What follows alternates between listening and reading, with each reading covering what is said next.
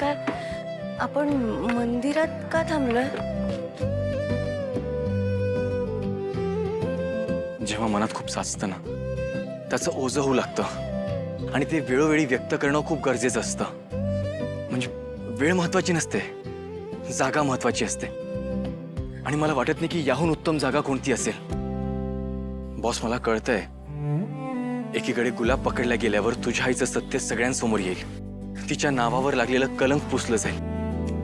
आणि दुसरीकडे युवराजबद्दल निर्णय घेणं, त्याच्यामुळे स्वतःचं कुटुंब दुखावलं जाईल. ह्या सगळ्याच तुझ्या मनावर खूप ओझं होत असेल ना. बॉस, तुझ्या मते तू योग्य जरी असलीस, युवराजला अटक करून तू तुझं कर्तव्य पूर्ण करत असलीस, तरी ते कोणालाच कळणार नाहीये. ना निशीला, ना निशीच्या आईला, कौशिकी ताईला, बाबांना सुद्धा कळणार नाही. बस तुझ्या मनात उठलेला गोंधळ मला स्पष्टपणे दिसतोय, पण त्याला शांत करायला हवं ना. बॉस, जड अंतकरणाने निर्णय घ्यायला आपण सक्षम नसतो. त्यामुळे जा, देवीकडे व्यक्त हो.